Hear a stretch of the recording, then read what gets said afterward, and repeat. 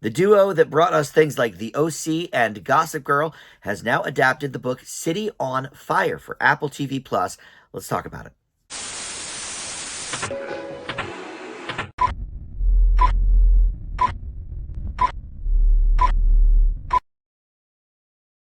Hey guys, Dan here. This is Dan Reviews It. Welcome to my TV review for the Apple TV Plus series City on Fire. This is streaming its one and now only season on Apple.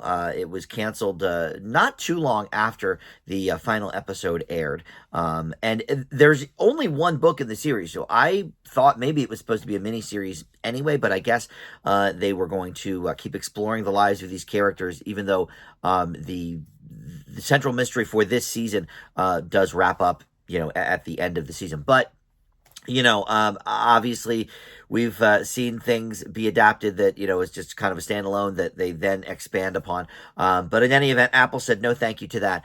So now we have just this one and done season for City on Fire. So before I launch into the specifics of it and give you my thoughts, let me welcome you into Dan Reviews It. Thank you for finding this video. We do movie and TV reviews here, and just about every day I try to post something new. So a lot to check out always on the channel, and consider subscribing.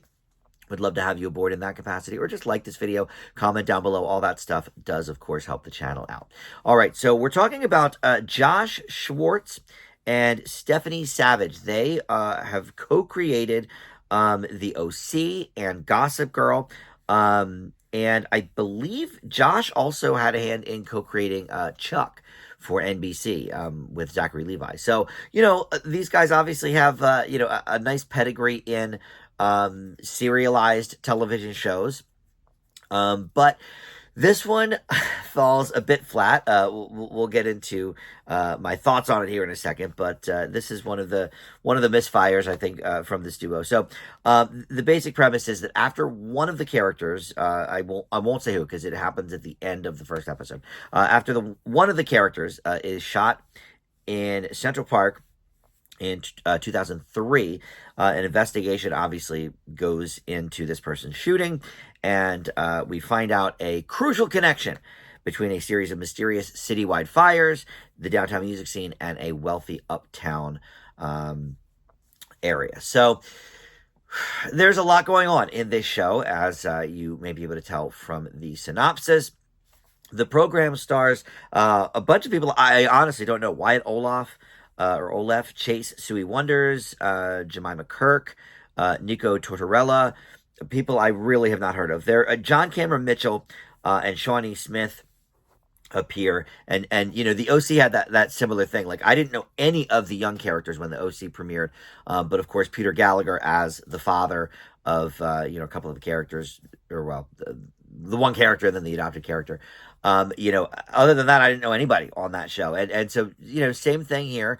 Gossip Girl, I suppose, was kind of similar, though, some of those people had done some things before, but I never heard of Zachary Levi before Chuck either. So, that's one of Josh Schwartz's things, I guess, plucking these people that maybe are up and coming. The acting here, not nearly as good as those other shows I mentioned. I never watched Gossip Girl, more than a couple episodes, so I can't really speak to that. But the OC, I actually, we did some reviews of that here on my channel a couple years ago, and we got through, I guess, the whole first season, and it was really good. And it's funny that this takes place in 2003, because that's obviously sort of the wheelhouse of these two. The OC was, right in that range. I think it premiered in 2002, maybe. Chuck and Gossip Girl just a little bit after the fact.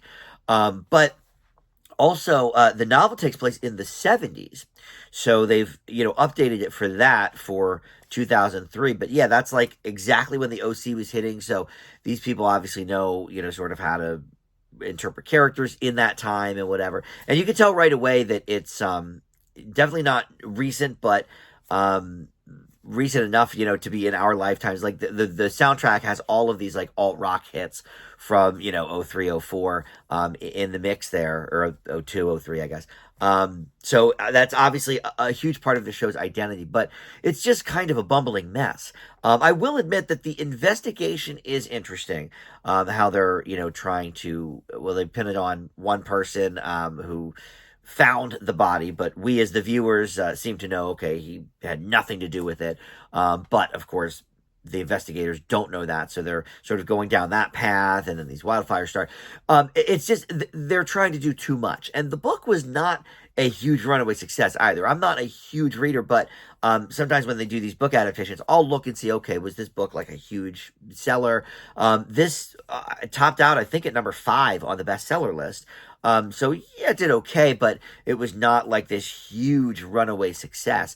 I had never even heard of it until the show. So, and I do feel that Apple is, still probably the best value on its originals for the money that you pay every month. But I feel like this year, maybe a little bit of last year too, they've really started to falter on some of their shows. And I think more often than not, it's these shows that are adapted from books. I don't know what that says specifically about Apple, but I mentioned this in at least one of the other book adaptation shows, is that sometimes these books are just meant to be kind of a maybe 2 or 3 hours worth of like a movie length. But when they get into these 8 episodes, 10 episodes, it becomes a challenge, I think, to kind of pad these things. And obviously, if these guys are looking for a follow-up season, then they were going to really kind of hope that we got invested in the characters, and maybe